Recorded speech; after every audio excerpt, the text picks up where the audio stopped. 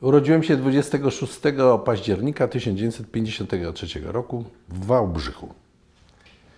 W Wałbrzychu się urodziłem, ponieważ moi rodzice po wojnie jako akowcy, poturbowani mocno, inwalidzi, chorzy na gruźlicę, ze strasznym bagażem przeżyć różnych, no, próbowali się zaszyć gdzieś, schować się.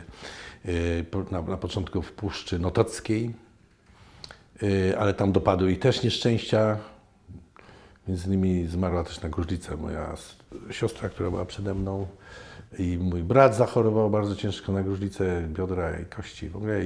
I jeszcze przywożono tam Ukraińców z akcji Wisła. Uciekali rodzice przed Ukraińcami, a dojechali i tak Ukraińcy do tej miejscowości. To były Strzelce Krajeńskie i okolice Sokółka. No i potem rodzice właśnie wylądowali w Wałbrzychu. Mój ojciec skończył w międzyczasie studia muzyczne i został dyrektorem szkoły muzycznej, wicedyrektorem na początku w Wałbrzychu. I tam się urodziłem. No i dziadek, rodzina chyba nie za bardzo, więc dziadek raz, że pracował, no wiele lat był zajęty tymi epidemiami, tym wszystkimi, ona również z nim pracowała. W różnych miastach się poniewierali, tam gdzie była tyfus. Wiem, że w Lublinie była kiedyś tablica poświęcona dziadkowi, że walczył z tyfusem, inskrypcją. No i w końcu postanowili osiąść na Wołyniu. Jakiś taki właśnie, no te odrzucenie rodziny chyba troszeczkę, a poza tym pewnie jakiś taki bunt. No i właśnie ten społeczny taki jakiś zmysł pchnął dziadka do tego, żeby pojechać na Wołyń. Po I wojnie światowej i po wojnach bolszewickich na tym terenie było 2 lekarzy. Nie było murowanych domów, kościoły, świątynie, wszystko było zniszczone. I w tamte tereny właśnie pierw w Chorochowie, a potem w Kisielinie mój dziadek osiadł. No i taką pracę prowadził społeczną, można powiedzieć. Tam. Żył bardzo skromnie, bo wiem, że na gimnazjum czy do liceum, potem jak moi dziadkowie szli, mój ojciec i jego starszy brat, że nie było pieniędzy na czesne, że tam ciężko było się jakoś dopiąć budżet. No, a mój dziadek z kolei od strony mamy stał się rolnikiem. Znaczy był rolnikiem, był sierotą, wychował się w rodzinie żydowskiej, piekarzy. Stąd mówił bardzo dobrze Widzisz, a że w czasie wojny jak się do Niemców odzywał, to go ciągle chcieli rozstrzeliwać, że jest Żydem, prawda? Babcia miała depresję, tak byśmy teraz to nazywali, tak myślę, że tak byłem, do wojny. Więc urodziła 3 dzieci, ale była jakby automatem. Jakieś takie musiała mieć straszne przeżycia, że była automatem. Natomiast gdy wybuchła wojna sowiecka i babcia się ożywiła, a dziadek, jak w czasie rozstrzelania Żydów, likwidacji getta, położył się do łóżka, tak leżał pół roku. Czyli wszystkie te mordy ukraińskie przeżył leżąc. No i potem już po wojnie nigdy nic nie mówił. W każdym razie na tym Wołyniu, prawda, życie się jakoś tam unormowało, tam ludzie sobie zaczęli budować nawet domy. Właśnie murowany dom pierwszy postawił ten dziadek Sławiński, odbudowano kościół. No i to miasteczko miało 15 sklepów i 3 restauracje z bilardem, i fabryczkę maszyn rolniczych, i piekarnię, mleczarnię, po prostu posterunek policji. Między innymi posterunkowym był major późniejszy Ponury, słynny bohater. No, jak są takie tragiczne historie, to no, zawsze to jest bardzo, bardzo takie przykre, bo sięga się no, trzeba często mówić o takich zakątkach duszy ludzkiej niezbyt pięknych. No bo właśnie pojawili się, to była w ogóle akcja zorganizowana, bo to mój ojciec już odkrywał latami, bo prawda, prowadził badania, no żmudne, przecież nie wolno było nic, no źle w ogóle pisać o Związku Radzieckim, przy Ukraina to była część Związku Radzieckiego, nie było archiwów, nie było, no ojciec żmudnie tam i kanadyjskie jakieś właśnie przechwalanki tych rezunów ukraińskich, bo tam mnóstwo wydawnictw takich wychodziło, czasami niekontrolowane, były to szczere wypowiedzi. No i właśnie się okazało, że właśnie to była akcja zorganizowana. Teraz już są dane, że to było ponad 100 miejscowości zaatakowanych w tę feralną niedzielę 11 lipca. To mój ojciec odkrył, że właśnie to było tyle tych ataków, no i to nazwał kulminacją tego mordu. No, wtedy właśnie i ten Kisielin również został zaatakowany. Była msza w kościele o 11 suma. Wielu ludzi już uciekło wtedy, bo się słyszało tutaj, ta miejscowość zamordowana. Mój dziadek po tym mordzie jeszcze w kościele został. Mówi, jak to? Przecież to ja wszystkich znam. Przecież to są moi, to ja ich poród odbierałem. Ten ma teraz już 20 lat, ale ja go pamiętam. To wszystko są... przecież to są moi znajomi przyjaciele. Nie uciekł. Mówi, to musieli być jacyś obca banda, która przyszła i zamordowała. To nie nasi. No ale się okazało, że ci nasi też brali udział właśnie. Często była taka organizacja, że z jednej wsi czy miasteczka szli mordować sobie nawzajem, żeby ich nie poznać, żeby nie byli znajomi, prawda? Żeby nie natknąć się na krewnych albo na kogoś, prawda? No i tutaj według mojego ojca badań to była sotnia Stacha, która była bardziej z północnego Wołynia. No i przyszła, miała rozkład i atak. Wyposażeni byli w broń maszynową, granaty. No i Ukraińcy, którzy teraz mieszkają jeszcze i potomkowie, a są tacy, którzy jeszcze, rówieśnicy mojej mamy ze szkoły, koledzy mojego ojca, mówili, że oni nie widzieli, nic nie słyszeli. Że na przykład grali w karty z popem na plebanii prawosławnej, znaczy grekokatolickiej. No ale dlaczego w mszy nie było właśnie? Zawsze o 11 też była, nabożeństwo było grekokatolickie, a tu odwołane były przeważnie. Czyli wszyscy wiedzieli wszystko i grali w karty i nie słyszeli odgłosów walki, broni maszynowej i wybuchów granatów, a trzeba wiedzieć, że cerkiew stoi 200 metrów od kościoła. No to jak mogli nie słyszeć, prawda? No niestety właśnie część ludzi stwierdziła, że też wierzyła. No, Ukraińcy mówili, znajomi jacyś niektórzy byli, mówili, otwierajcie, to przecież my jesteśmy. Niektórzy uwierzyli. Niektórzy mówili, to tylko księdza oni chcą zabić, a tam nam spuszczą w kościele. W takich momentach to są bardzo przykre, prawda, fakty. No ale tak było, że część ludzi postanowiła otworzyć i wpuścić. Bo oni kogoś może szukają, a nam nic nie zrobią. No i niestety zaczął się wtedy od razu w kościele mord, wywlekania ludzi na zewnątrz, i gwałty, morderstwa totalne, rozpruwanie brzuchów i tak dalej. No a część młodszych ludzi, mój ojciec, mama, brat, ci pozostali jedyni, którzy byli w tym wieku. Mój ojciec nie poszedł do sowieckiej armii, ani nie zostali wysłani, ponieważ lekarz był potrzebny. Mój dziadek przepukał ucho komandirowi jakiemuś ruskiemu, który myślał, że jest głuchy.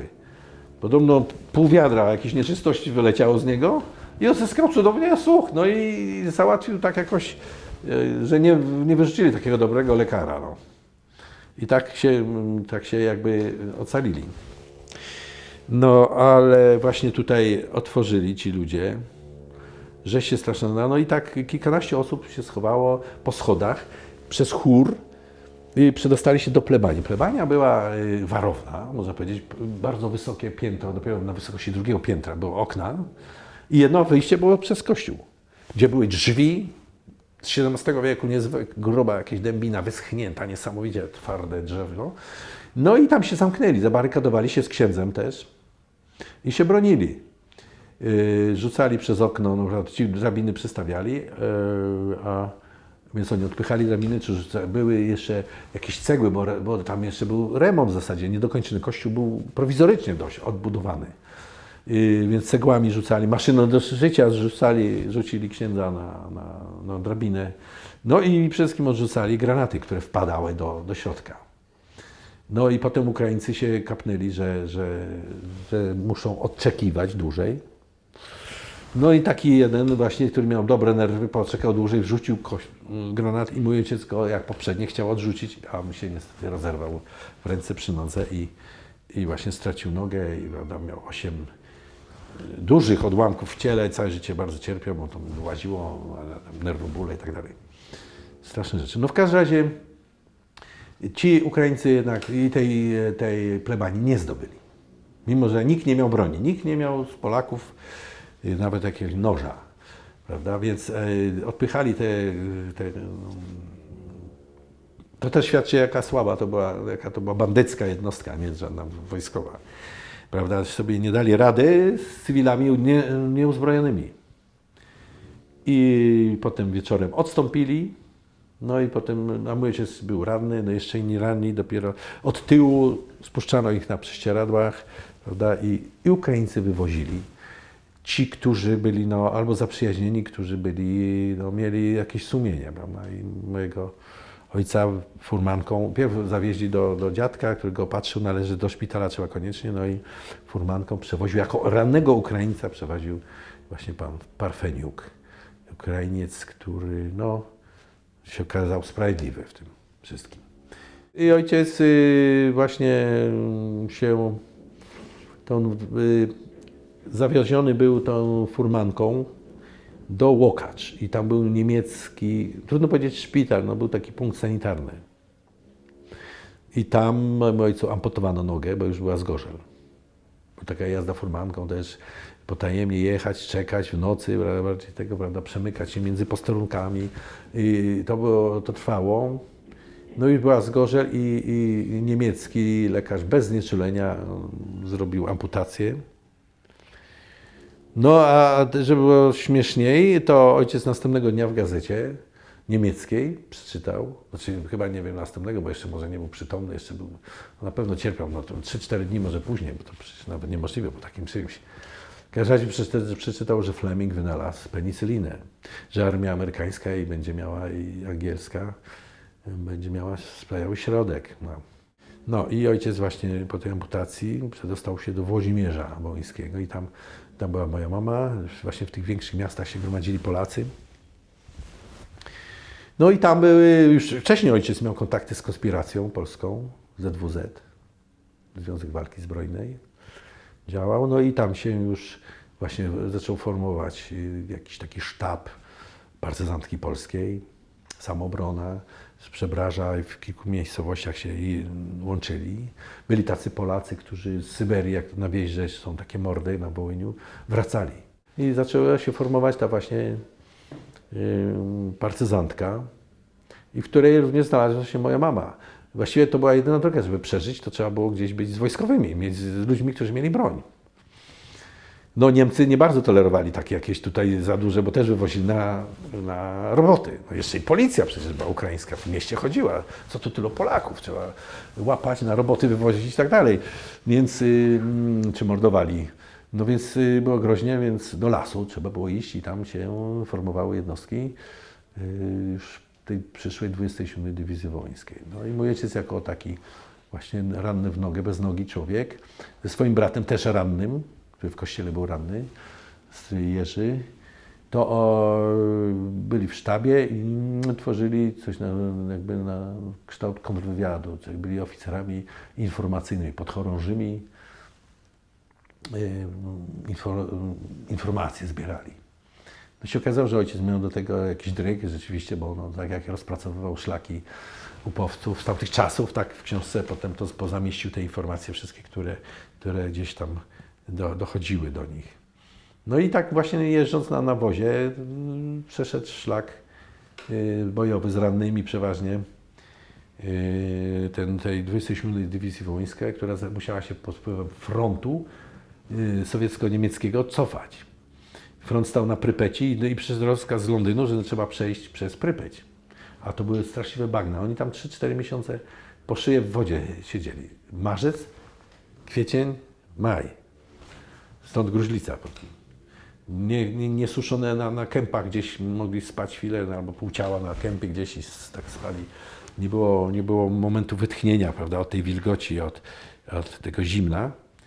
No i przyszedł rozkaz, żeby przebić się Niemców i przejść przez Prypeć, rzekę, bardzo rozległe bagniska, przejść do Sowietów. No i tak pierwsza część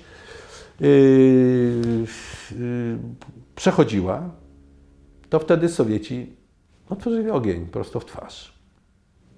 Taka była umowa, jak to Sowieci, więc ocalało 400 osób moja mama się dostała do niewoli, bo była internowana, pisała życiorys swój przez 2 tygodnie, bez spania.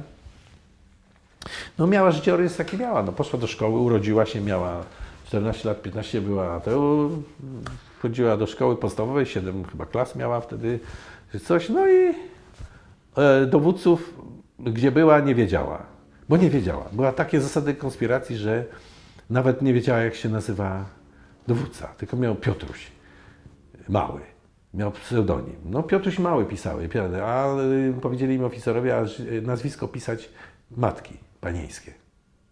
To jeden szczegół, o którym trzeba było pamiętać. Pod wpływem zmęczenia ludzie wypisują wszystko.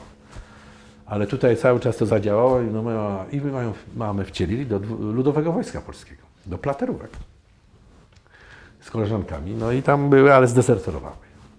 Mama opowiadała, że Aleksander Zawadzki, generał, Wanda Wasilewska, na przysiędze byli. I potem między żołnierzami chodził.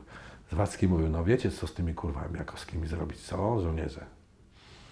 Aha, mój ojciec został w Straży Tylnej był. Zresztą chyba wiedział, że nie ma szans z jedną nogą przez te bagna przejść. Oficerowie popełniali samobójstwa, wiedząc, że będą w rękach sowieckich. No i się w bezładzie jakimś się wycofali z powrotem, aż doszli na Lubelszczyznę. Wtedy już mój ojciec był na wozie, już był w cywilnym ubraniu w zasadzie tego. No. Jeszcze w skrócie, bo to długa historia, ale się z mamą spotkali w Zamościu. No i się właściwie jako akowcy starają się nie rzucać w oczy, no jakoś tam się przemykali. Ojciec tylko spotkał w Lubartowie pod Lublinem kolegę z liceum z Łódzka, który był później słynnym pułkownikiem Załuskim, który pisał historię 7 grzechów polskich, stał się mentorem Polski Ludowej. Zakłamany, straszny historyk. No i zauważył ojca i zagwizdał nas, bo był oficerem informacji oczywiście wojskowej. No i ojca mieli powiesić. Ale akowcy przyszli na mszę, bo takie były te czasy, że jeszcze wszystko było niepewne. Kryminalista Baran, towarzysz Moczara, on ma pierwsze zdjęcie w książce, wspomnienia, został milicjantem, który zabił księdza przed wojną. Takie to były czasy i chciał powiesić mojego ojca, no ale wyszli akowcy z mszy, a było ich kilkunastu z bronią, a milicjantów było tylko kilku. No i powiesili zamiast mojego ojca Barana. I tak się uratował, a tak rozpoznał pułkownik Załuski mojego ojca, bo miał koszulę z angielskiego zrzutu. Taką, co 2 lata nosił bez przerwy, prawda? Ale rozpoznał, że to zagraniczna. No i tak, i zakablował. No a potem to już rodzice właśnie starali się jakoś żyć na emigracji wewnętrznej, którą to niektórzy myślą, że wynaleźli w 1981 roku w stanie wojennym. I rodzice tworzyli bardzo zgodne małżeństwo. Aczkolwiek moja mama zawsze mówiła, że nigdy nie tańczyła niestety z ojcem. I nigdy mnie ojciec nie trzymał na rękach. I plus jeszcze mnóstwo różnych innych rzeczy. Nie miało miejsca. Ci starsi Ukraińcy mówią, to za czasów Polski to tak było wesoło, tak było fajnie. Były jarmarki, karuzele, teatr był. A teraz my żyjemy tu sami Ukraińcy, a jak wilki żyjemy. Tak mówią ci koledzy właśnie mojej mamy. No i oni, właśnie taka para, miała syna w moim wieku, milicjanta. I jak mnie zobaczyli, to pytali, ile ja mam lat i wszystko, i jestem taki podobny do dziadka.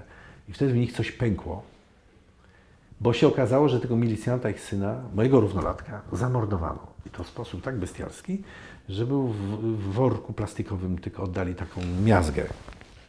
Ale ponieważ był milicjantem, to zrobiono DNA i stwierdzono, że to on jest. I ten ojciec, pod wpływem tego faktu, jak ja jeszcze przyjechałem, a to było 2 tygodnie przedtem, jak oni to ciało im oddali, to się zaczaił w krzakach za Kiślinem, nad miejscowością, i wskoczył nam do samochodu i powiedział, że to ten i ten zabili, prawda? I to był Andrzej Sokoliuk, który zaraz szybko umarł zresztą. który był kolegą i się podawał za przyjaciela mego ojca, który go zwodził, że znajdzie ciała, gdzie są reszty pochowani ci moi dziadkowie czy inne, pokaże mogiły. Oczywiście ciągnął pieniądze cały czas, to robił, jego dzieci, wnuki przyjeżdżały do Polski, mama załatwiała im pracę, jedna wpadła wnuczka pod samochód, mówię, bo to jest przekleństwo tam. I leżała pół roku w komie i zmarła, moja mama się z nią zajmowała, ale też w latach 80., końcówka 90., gdzie tak było bardzo ciężko przecież ze wszystkim. No w każdym razie to się okazało, że ten człowiek, który nas nigdy nie, ci mieszkali u nas tygodniami, w ogóle wielu mieszkańców z Kisielina, ojciec zapraszał, robił taki pomost, ale oni chcieli tylko handlować, nie było z kim właściwie gadać. No. I ten właśnie Sokoliuk nigdy nas nie zaprosił do siebie do domu nawet. A mieszkał w jednym z nielicznych ocalonych domów, takich, które były tam czasem, trochę przerobione, ale tam czy czasem. No podejrzewamy, że może mógł mieć nawet meble nasze albo jakieś tam właśnie pamiątki, no. Gdzieś to ktoś musiał zabrać. Niektórzy wyrzucili, spalili czy coś, ale coś takiego było. No. W każdym razie spotkania musiałem odbywać potem z synem, który był Hołową, czyli takim sołtysem tego miasteczka, które teraz jest wsią. I ten Hołowa właściwie chodził ze mną krok w krok i pilnował, żeby nikt nic nie powiedział, żeby nie przyszedł ktoś i coś. Więc to tak sobie żyją w takim komforcie psychicznym teraz. Ci ludzie, no cóż, można im tylko współczuć.